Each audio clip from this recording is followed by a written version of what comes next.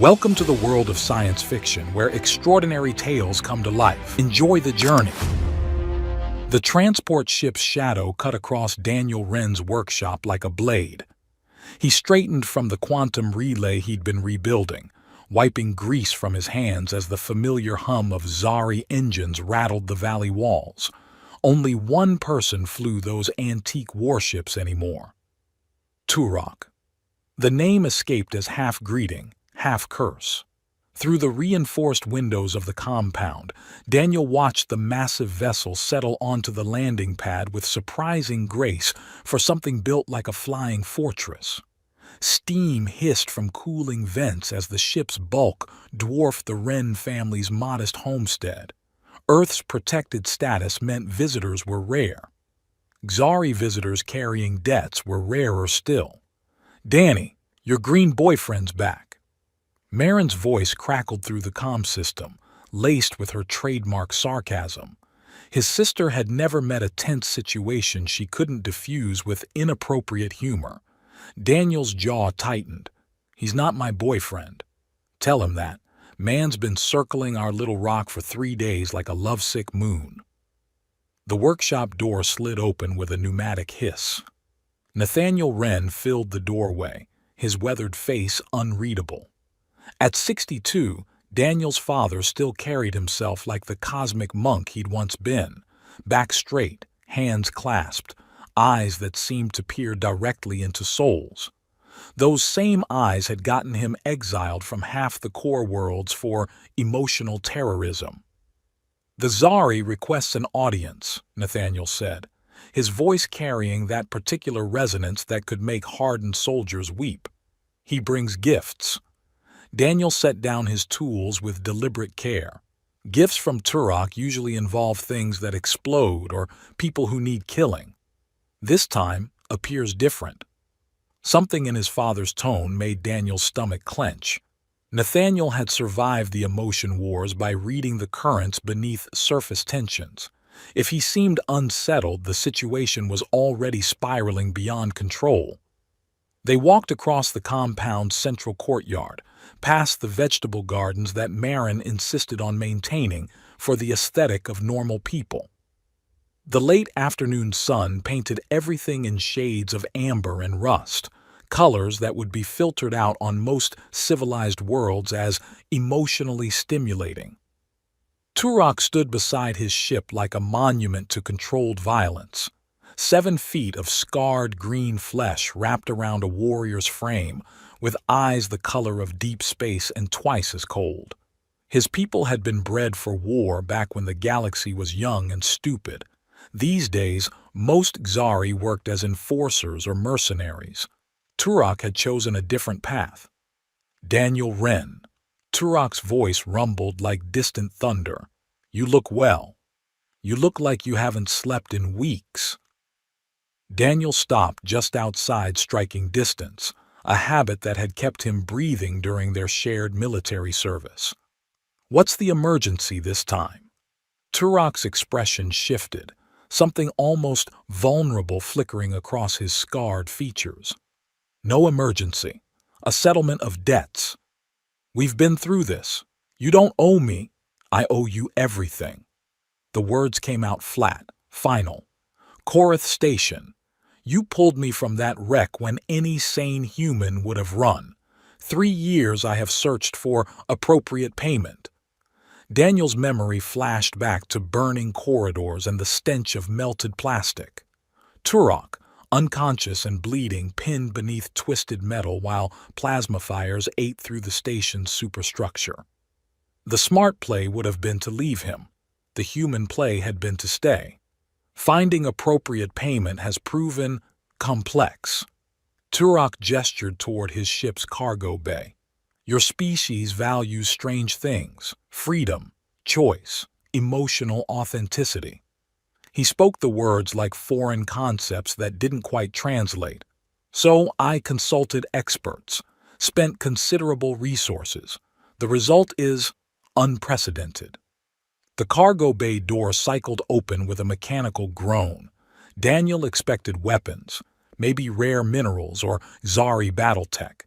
Instead, Light spilled out to reveal a figure that made his breath catch. She was green, not Turok's deep forest shade, but something lighter, more vibrant, like new leaves shot through with electric veins. Her skin seemed to glow with its own inner light, and when she moved, it was with a fluid grace that spoke of enhancement and careful breeding. Her eyes were bright blue, impossibly vivid, set in a face that belonged in ancient sculptures celebrating impossible beauty. She was also completely unclothed. Jesus Christ, Turok! Daniel spun away, heat flooding his face. What the hell? Her name is Inaru. Pride colored Turok's voice. Genetically crafted, intellectually enhanced, programmed for perfect compatibility with human emotional and physical needs. She is worth more than most starships. Daniel forced himself to look again, keeping his eyes fixed on her face. Those bright blue eyes met his with an expression he couldn't parse, eager, terrified, hopeful, resigned, all at once and none completely. Greetings, Master. Her voice was silk over steel, accented with something musical that made his spine tingle. I exist to serve your desires. How may I provide pleasure? The words were perfect, rehearsed. The smile that accompanied them was radiant and absolutely terrifying. Daniel's hands moved without conscious thought, shrugging out of his work jacket and stepping forward. Inaru went rigid as he approached, but didn't retreat. He draped the jacket around her shoulders, noting how she flinched at the contact. You don't have to, he started, then caught himself. Don't have to what? Serve? Exist? The jacket looked absurd on her perfect frame, but it covered the essentials. Turok's expression shifted from pride to confusion to something approaching offense. You clothe her? Is my gift inadequate? Does she displease you? She's not a gift. Daniel's voice came out harder than intended. She's a person. She is property, legal, registered, and willing. Turok's hand moved to the plasma cutter at his belt. If this model displeases you, I can arrange for one with rage programming, more spirited. The casual mention of rage programming hit Daniel like a physical blow. Images flashed through his mind. His mother's empty eyes, her programmed smile, the way she'd thanked her killers for ending her life. The consent system had taken her ability to resist, then labeled her complicity as willing participation. No. The word came out low and dangerous. Absolutely not. Inaru's eyes darted between them, and Daniel caught something in her expression. Relief? Fear? Hope? Her lips maintained that perfect smile, but her eyes told a different story entirely. I don't understand. Turok's confusion seemed genuine. You saved my life. I offer you perfection in return. Where is the insult? The insult is treating her like cargo. Daniel's anger built with each word, like something to be owned. She wishes to be owned. It is her purpose, her joy. Turok gestured at Inaru. Tell him, female. Express your desire to serve. Inaru's smile brightened to nuclear intensity. I live only to provide satisfaction, Master. My happiness comes from your pleasure. I am grateful for this opportunity to... Stop. Daniel held up a hand and she went silent immediately. The speed of her compliance made his stomach turn. Just stop.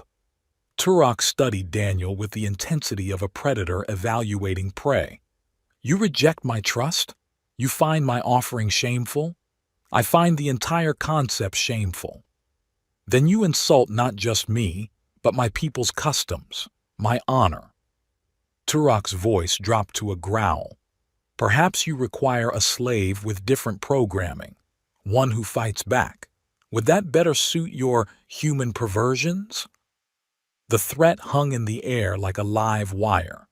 Daniel felt his family's eyes on him, Nathaniel calculating, Marin tense with suppressed violence, Eli somewhere in the shadows reading everyone's emotional state with his fractured telepathy. One wrong word and the situation would explode into something none of them could contain.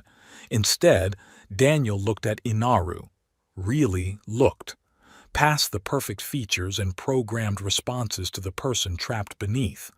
Her smile never wavered, but her hands shook where she clutched his jacket closed. Her breathing was too fast, too shallow. She was terrified.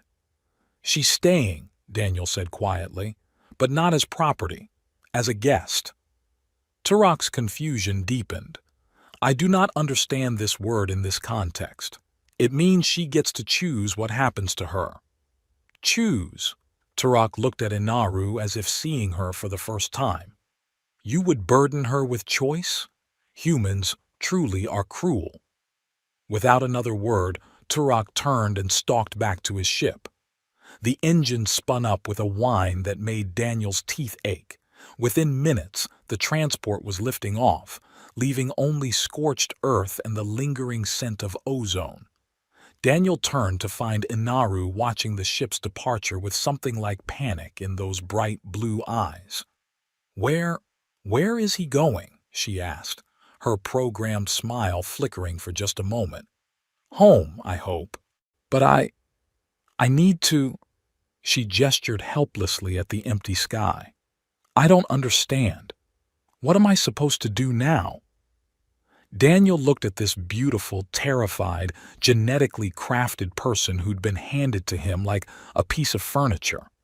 He thought about his mother, about the consent system, about all the ways the galaxy had found to make slavery look like freedom. "Whatever you want," he said. Her smile faltered completely.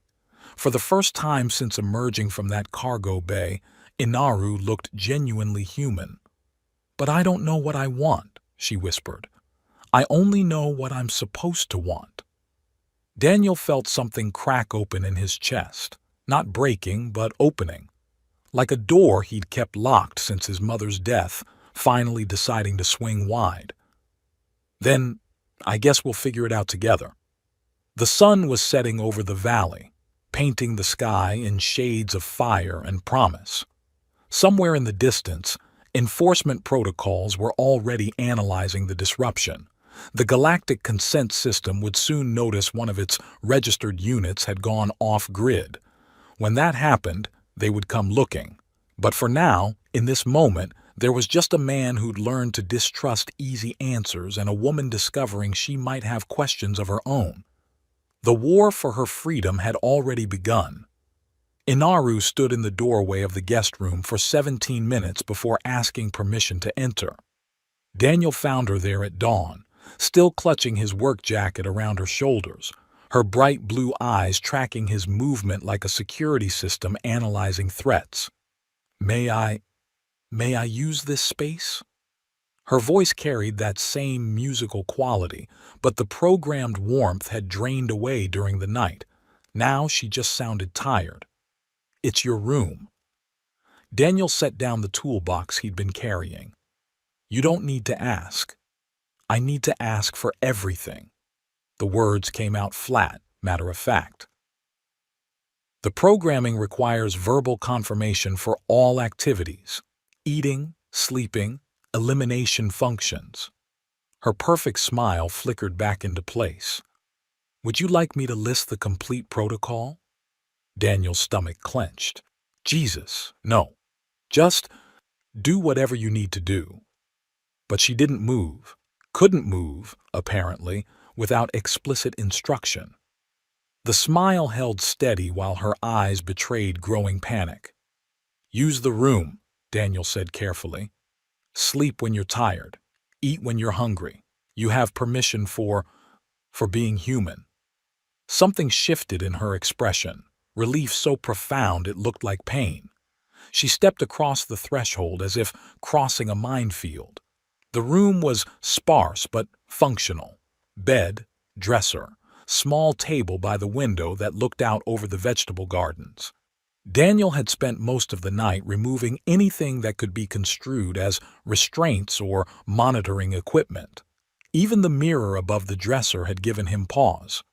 "The window," Inaru said suddenly. "It's not blocked." "Should it be?" She moved toward the glass with careful steps, pressing her palms against the transparent surface. Beyond the compound walls, morning mist rose from the valley floor. Chickens pecked at insects in the dirt, an ordinary scene on an ordinary world. I've never seen through glass before. Wonder crept into her voice, unfiltered by programming. The transport ship had screens. They showed whatever the owner wanted me to see. Daniel watched her profile as she traced patterns on the window. Without the artificial lighting of the cargo bay, her green skin seemed more natural, less like an exotic display piece.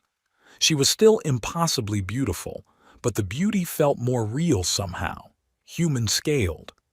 What did they usually show you? Educational materials, pleasure techniques, ways to anticipate desires. Her tone remained clinical, but her reflection in the glass wore an expression of profound sadness. Sometimes they showed Earth, told me my assignment would be here. I thought Earth was supposed to be gray, just the cities. Out here, things still grow wild. A chicken wandered too close to the fence and triggered the automated sprinkler system. Water erupted in chaotic arcs, sending the bird into an indignant flapping retreat. Inaru's laugh surprised them both, unguarded, genuine, completely spontaneous. Then her face went blank. The laugh cut off like someone had flipped a switch. "I'm sorry," she said, the programmed warmth flooding back. "Unauthorized emotional displays are—" "Don't!" Daniel's voice came out sharper than intended. "Don't apologize for laughing, ever." The door chimed with an incoming calm. Marin's voice filled the room before Daniel could answer. "Family meeting, little brother. Kitchen, now." Pause. "Bring your guest." The kitchen occupied the heart of the Wren compound, literally and metaphorically. Nathaniel insisted on maintaining old customs like shared meals and face-to-face conversations. The quantum stove and hydroponic herb garden were concessions to modern necessity, but the worn wooden table had belonged to their grandmother. Marin sat perched on the counter, swinging her legs like a teenager instead of a 30-year-old former comedian. Her dark hair was twisted into elaborate braids that somehow made her look both younger and more dangerous. Eli lurked in the corner, 16 years old and built like a scarecrow, his two old eyes tracking emotional currents no one else could see. Nathaniel stood at the stove, preparing what looked like actual eggs from actual chickens. The luxury of real food was another Earth peculiarity that made other worlds suspicious.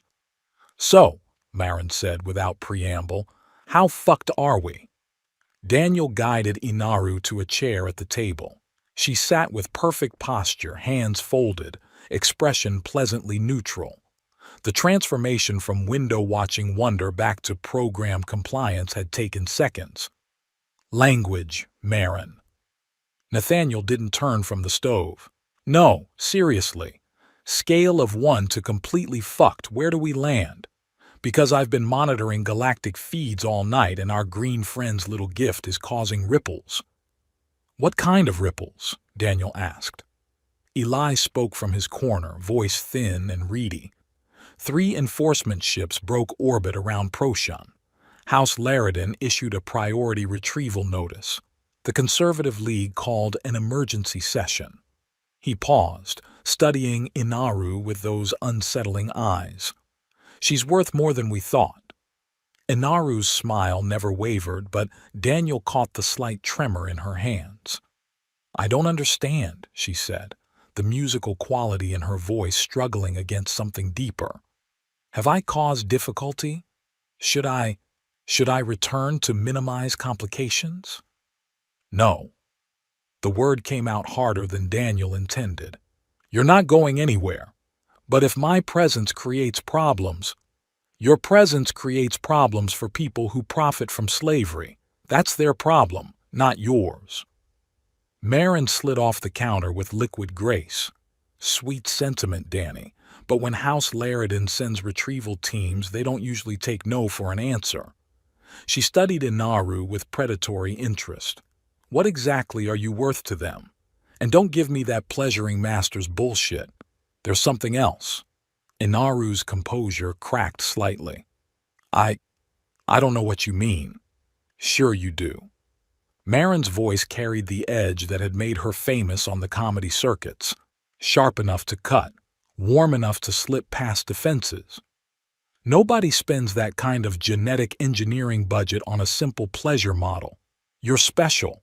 Question is, why? The kitchen fell silent except for the soft sizzle of eggs in the pan. Nathaniel's shoulders tensed. Eli pressed himself deeper into his corner, probably overwhelmed by the emotional crosscurrents. I was told I was perfect, Inaru said finally. Genetically optimized for compatibility with human neural patterns, enhanced empathy, accelerated learning, perfect recall. She paused, something vulnerable flickering across her features. But there were others in the facility, hundreds. We weren't unique. What facility? Daniel asked. Breeding center, Narrated genetics, outer ring. They called it a school, but... She trailed off, lost in memory.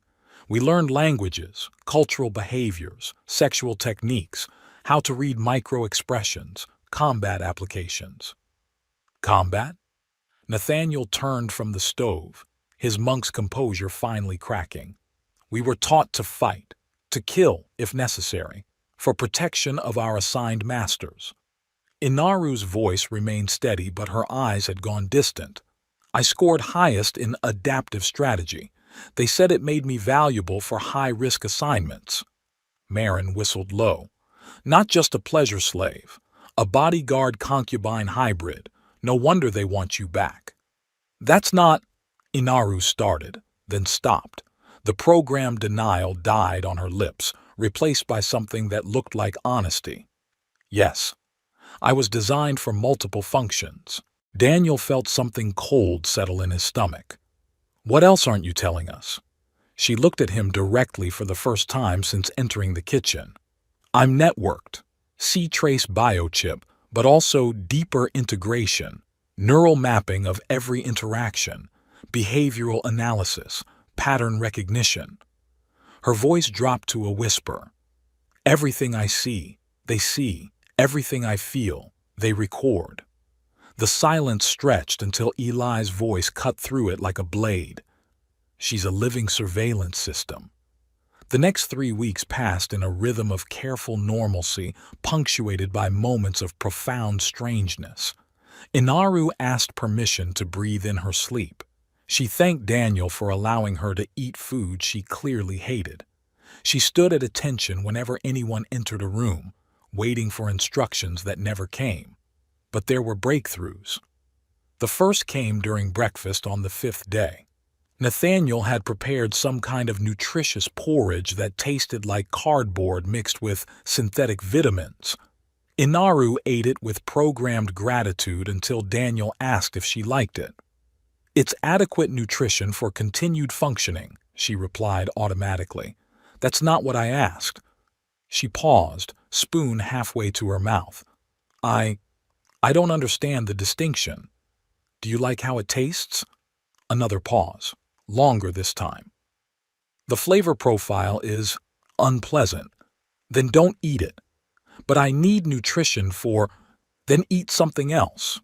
The concept seemed to short-circuit her programming. She stared at the bowl as if it had just spoken ancient Greek. Then, with movements that looked like they caused her physical pain, she pushed it away. I don't want this, she whispered. Marin cheered from across the table. Nathaniel smiled. Eli nodded approval from his corner. And something in Inaru's expression shifted, surprise giving way to wonder, giving way to the faintest hint of pride. The second breakthrough came when Daniel started building her room's window expansion. She watched him work with obvious fascination, asking questions about load-bearing calculations and thermal dynamics. Her queries grew more complex, revealing an intelligence that went far beyond her original programming. The quantum resonance in your coupling assembly is unstable, she observed on the 3rd day. Daniel looked up from his plasma cutter. What? The molecular alignment, It's going to fail under thermal stress. She pointed to a joint he'd spent hours perfecting. The crystalline matrix is wrong. She was right. The realization hit him like cold water. How did you know that? I don't know. Confusion colored her voice. I just looked at it and saw the problem. Her learning curve was impossible. Within days, she was helping with repairs around the compound. Within a week, she was solving engineering problems that should have required years of training. Whatever House Narrated had done to her brain, it went far beyond simple pleasure programming. The third breakthrough came during a thunderstorm. Daniel found her huddled in the corner of her room, shaking with terror as lightning illuminated the valley. The programmed smile was nowhere to be found, just raw, animal fear. "It's just weather," he said gently, sitting on the floor beside her.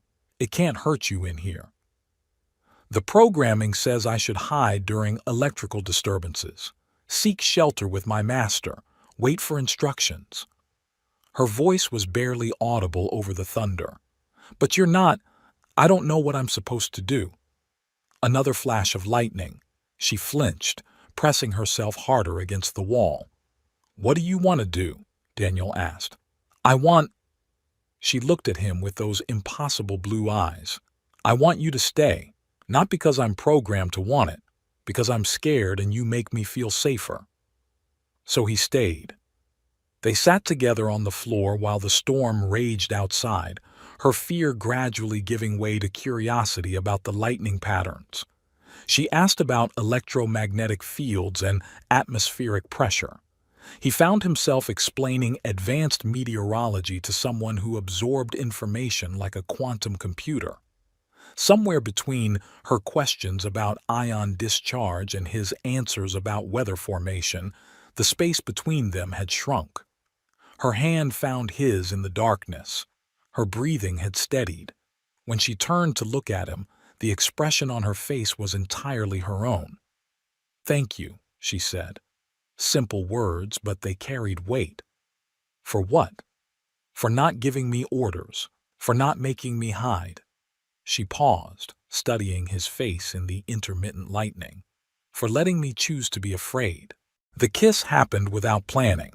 One moment they were talking, the next her lips were on his, soft, warm, completely human. No artificial enhancement, no programmed response. Just Inaru, choosing to close the distance between them. The biochip must have malfunctioned because her body's response was entirely genuine. No synthetic pleasure, no manufactured desire. Just the electric connection between two people discovering what real attraction felt like. When they broke apart, she was crying. "I felt that," she whispered. "All of it. It was mine." The delegation arrived on a Tuesday morning with all the subtlety of a plasma bombardment. 3 ships materialized in Earth orbit, sleek diplomatic vessels flying conservative League colors. By noon, they had representatives at the Wren compound's front gate. Daniel watched them through the security feeds, 5 beings in formal dress, representing different species and factions. The lead figure was human, or human adjacent, with the kind of genetic modification that screamed old money and older power. "Ambassador Yellen of House Narrated," Nathaniel announced, reading from his tablet, "plus representatives from the Cultural Preservation Council, the Galactic Trade Commission, and," he paused, "the Enforcement Division." Marin cracked her knuckles. "Guess they're not here for the scenic tour." Inaru sat at the kitchen table, perfectly still.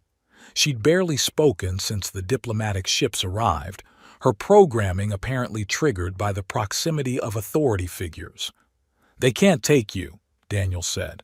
"Earth has sovereignty over its own territory. Not if I'm classified as stolen property." Her voice was flat, emotionless.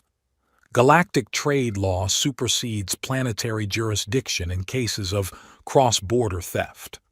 You weren't stolen. You were abandoned. Turok had no legal right to transfer me. The transaction was invalid. She looked at him with those bright blue eyes, and he saw resignation there. I should go with them. End this before it becomes worse. Like hell. Daniel. She said his name softly, like a prayer or an apology. You gave me choice, but now you want me to choose you. Is that fair? The question hit him like a physical blow, because she was right. He did want her to choose him. Not because of programming or coercion, but because of the connection they'd built. The conversations, the laughter, the kiss that had been entirely her decision. No, he admitted, but I still hope you will. She reached across the table and took his hand. What if hoping isn't enough? Before he could answer, the front gate's proximity alarm chimed.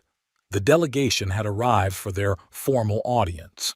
In the kitchen of a farmhouse on humanity's last free world, 5 people prepared to decide the fate of one woman who had never been allowed to want anything for herself. Outside, thunder rumbled in the distance. Another storm was coming. Ambassador Yellen carried himself like a man who had never been told no. His genetic modifications were subtle but expensive. Perfect teeth, flawless skin, eyes that seemed to catalog everything they saw. He sat across from the Wren family in their modest kitchen as if he owned it, his 4 companions arranged behind him like pieces on a chessboard. This is quite unnecessary, Yellen said, his voice carrying the kind of cultured accent that cost more than most people's houses. We're prepared to offer substantial compensation for your inconvenience. Daniel kept his hands flat on the table, fighting the urge to reach for the plasma cutter at his belt. She's not for sale. Because she's already sold. The speaker was a Thakin trade representative, her insectoid features clicking with amusement. Contract 7749 XL. House Laridin Genetics to Turok of the Zari clans, legally binding under Galactic Commercial Code. Turok transferred ownership to me, Daniel said. Turok had no authority to transfer what he didn't own. Yellen pulled out a holographic display unit filling the air above the table with legal documents. The Xari purchased service rights, not ownership. The biological asset remains property of House Laridin.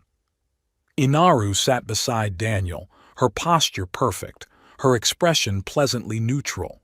The programmed smile had returned the moment the delegation entered the room, as if their presence had triggered some deep conditioning protocol. I don't see the problem, she said, her musical voice carrying its old artificial warmth. If there are legal complications, I should return to resolve them. I exist to serve, not to cause difficulty. Daniel's stomach clenched. 3 weeks of progress, wiped away by proximity to authority. He started to speak, but Nathaniel's hand on his shoulder stopped him.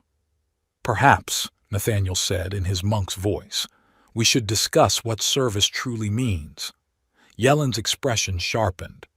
I know your reputation, former Brother Nathaniel. Your little cult of emotional terrorists has been causing problems for years. Don't think your reputation will protect you here. I'm not seeking protection. I'm seeking understanding. Nathaniel's voice carried that resonance that could make hardened criminals weep. This young woman has been programmed to believe slavery is happiness. Is that truly consent? She was bred for this purpose, the Enforcement Division representative said. He was built like a battleship, with scars that spoke of serious violence. Genetic optimization, neural conditioning. She's happier serving than she would be struggling with the burden of choice. Are you? Nathaniel asked Inaru directly. Her smile flickered, just for a moment, before blazing back to full intensity. I am content in my purpose. I require no burden of choice. But Daniel caught it, the flicker, the moment when her real face showed through the programming. I want to see the council, he said suddenly. Yellen raised an eyebrow. I beg your pardon? The Galactic Council, full session. I want to present evidence. Evidence of what? Daniel looked at Inaru, seeing the real person trapped behind the programmed responses. Evidence that your consent system is technological rape. The room exploded into chaos. The enforcement rep's hand moved to his weapon. The Thakin representative's chittering rose to an angry buzz. Yellen's perfect composure cracked just enough to show the predator beneath. "That's quite an accusation," Yellen said softly. "It's a fact, and I can prove it." The Galactic Council chamber was a monument to bureaucratic grandeur, a vast amphitheater that could hold representatives from 1,000 worlds. Today, it was packed. News of the Earth incident had spread through the galaxy's information networks like wildfire. The case of one slave girl had become a test of the entire consent system. Daniel stood at the center of the chamber, feeling like a bug under a microscope. Beside him, Inaru maintained her perfect posture and artificial smile. Her biochip had been broadcasting everything to the Council's monitoring systems, every word, every emotion, every moment of their time together. "The evidence is clear," Yellen announced from the prosecution platform. "The biological asset designated Inaru 7749 was stolen from her lawful owners. Her neural patterns show confusion and distress since being removed from proper guidance. She requires return to authorized handlers for psychological stabilization." Murmurs of agreement rippled through the chamber. Daniel felt the weight of 1,000 species prejudices pressing down on him. "Your Honor," Daniel said, his voice carrying in the chamber's acoustics, "I request permission to present counter-evidence." The chief counselor, an ancient being whose species Daniel couldn't identify, gestured with one tentacle. "Proceed." Daniel activated his own holographic display. The air above the chamber's center filled with swirling colors, neural patterns, brainwave activity, emotional readings. Inaru's inner world made visible. "This is Inaru's neural scan from 3 weeks ago," Daniel said. "Watch the patterns when she speaks." Inaru's recorded voice filled the chamber. "I live only to provide satisfaction, Master. My happiness comes from your pleasure." The neural display showed her words in blue, her emotions in red. The colors were completely opposite, speaking happiness while feeling terror, expressing gratitude while experiencing revulsion. "And this," Daniel continued, "is her scan from yesterday." Another recording played. Inaru's voice, but different, more natural, less programmed. "I don't want to go back. I want to stay here. I want to choose." This time, the colors matched. Blue and red aligned, showing authentic emotional expression. "When will and smile go opposite ways, this isn't consent," Daniel said, his voice carrying to every corner of the chamber. "This is rape technology legalized as order." The chamber erupted. Representatives shouted in a dozen languages. Some demanded Daniel's arrest. Others called for immediate investigation of the consent system. The chief counselor's tentacles writhed as he tried to restore order. In the chaos, Daniel caught Inaru's eye. Her perfect smile had vanished. For the first time since the delegation's arrival, she looked entirely herself. "May I speak?" she asked. Her voice wasn't loud, but something in it cut through the noise. The chamber gradually fell silent. "May I speak?" she repeated. The chief counselor nodded. "The individual may address the council." Inaru stepped forward. No programmed grace, no artificial poise, just a woman claiming her right to be heard. "I am not property," she said, her voice carrying clearly through the chamber. "But if you want to call my freedom dangerous, let it be so. I am a weapon of truth, and I choose this man, not because I must, but because I want to." The silence stretched for heartbeats. Then someone in the upper galleries began to applaud. The sound spread, building into a roar that shook the chamber's foundations. But not everyone was cheering. The revolution began 3 hours after the council session ended. Inaru's words had been broadcast across the galaxy's information networks. On worlds where billions of willing slaves provided labor, those words hit like seismic charges. Daniel watched the feeds from the Wren Compound's communication center. Procyon 7, slave uprising, 3 cities burning. The Helix Nebula colonies, work stoppage, demands for biochip removal. The core worlds, panic in the markets as the economic implications became clear. 40% of the galactic workforce, Marin said, her voice uncharacteristically grim. If they all demand freedom simultaneously. Chaos, Nathaniel finished. Economic collapse, possibly civil war. Eli stood in his corner, tears streaming down his face. I can feel them, he whispered. All of them, waking up, realizing what was done to them. The pain it's overwhelming. Daniel found Inaru in her room, staring out the window at the compound's peaceful gardens. The contrast between the pastoral scene and the galactic upheaval felt surreal. I caused this, she said without turning around. No, the system caused this. You just made it visible. People are dying, Daniel. Entire worlds are burning. She finally looked at him, and he saw the weight of the galaxy's pain in her bright blue eyes. Maybe Turok was right. Maybe some chains are kinder than the alternatives. Do you believe that? She was quiet for a long moment. No, but I understand it now. Freedom isn't just choosing for yourself. It's accepting responsibility for the consequences of that choice. A priority message chimed on Daniel's communicator. Marin's voice, tight with stress. We've got company. Turok's ship just entered the system. The Xari warrior looked like he'd aged decades in the past month. His green skin seemed faded, his scars more prominent. He stood in the Wren compound's main room like a monument to exhaustion. I've seen the feeds, he said without preamble. The chaos, the violence, the collapse.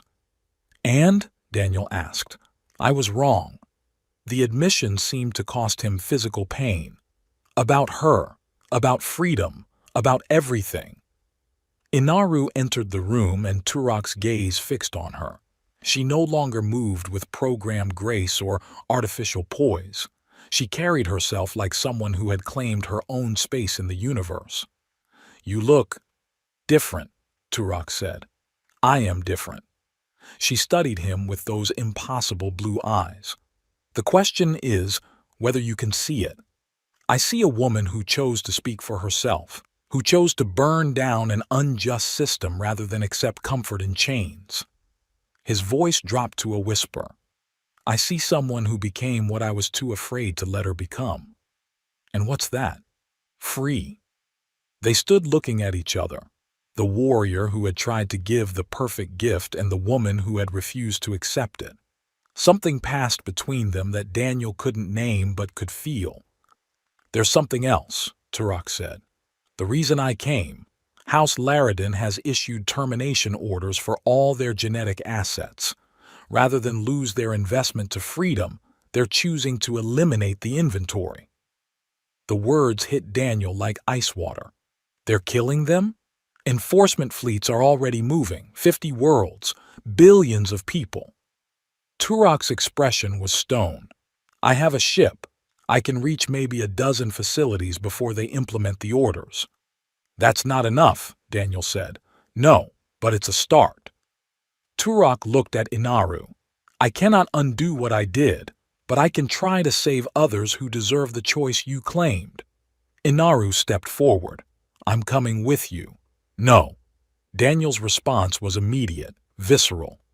Absolutely not. This is my choice to make. Her voice carried steel. You didn't give me freedom. You gave me the right to stop asking permission for it. I'm not asking permission now. You could die.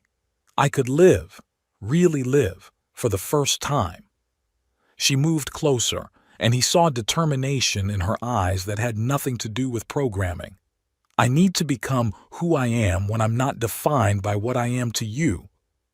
The logic was unassailable. The pain was unbearable. "How long?" he asked. "As long as it takes." 6 months later. Daniel felt her presence before he saw her, some combination of movement in the compound sensors and a change in the air itself.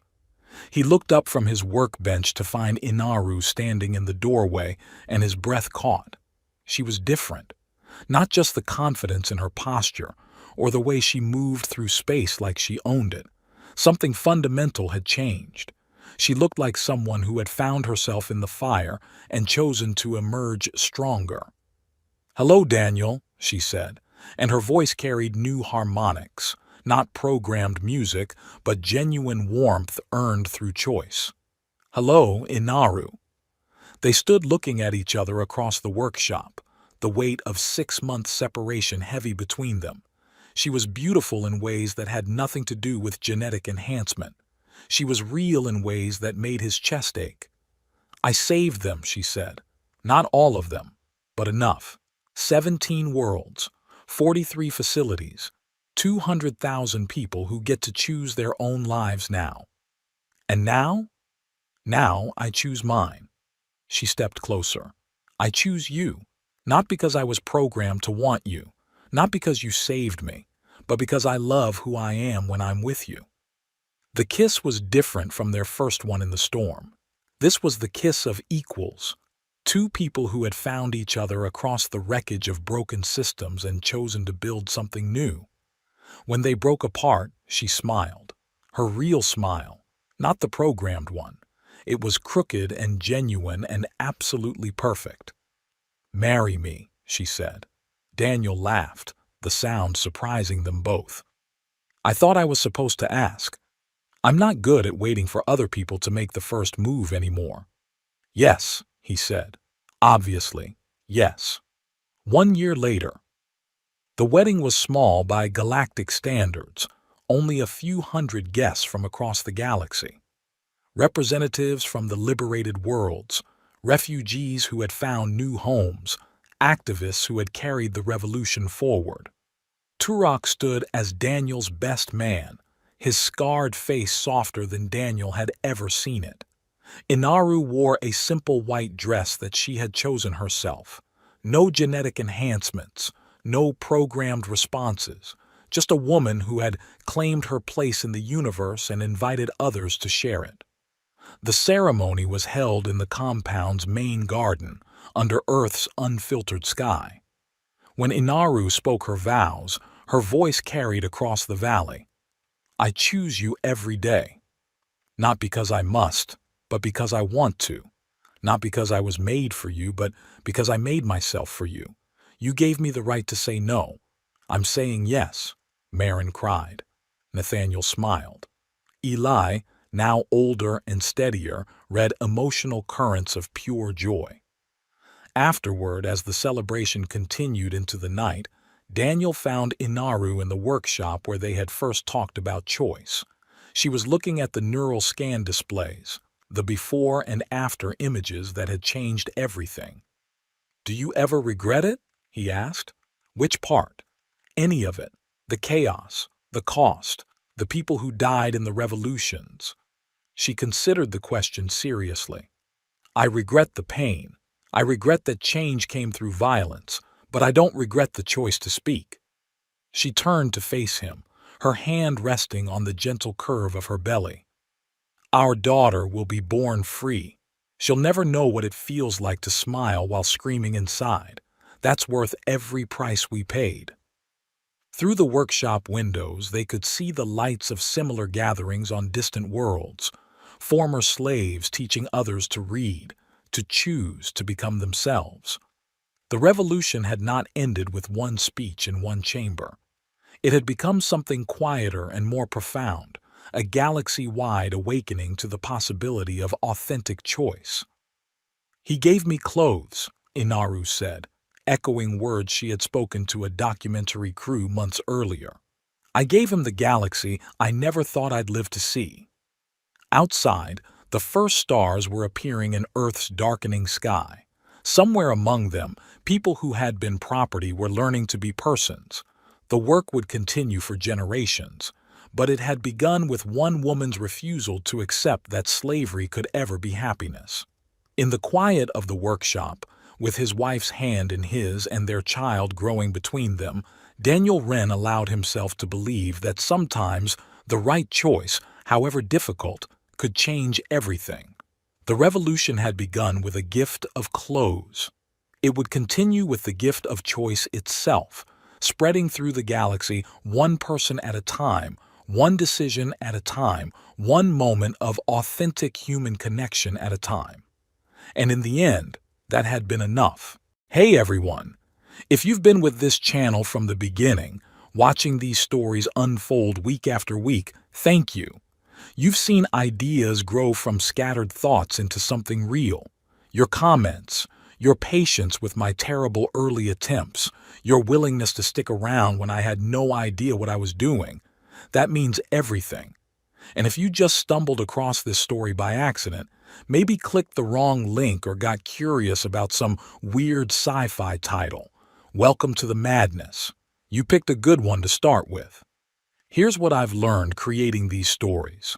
The best fiction happens when you stop trying to write what you think people want and start exploring what actually matters to you. Love that isn't programmed. Choices that cost something.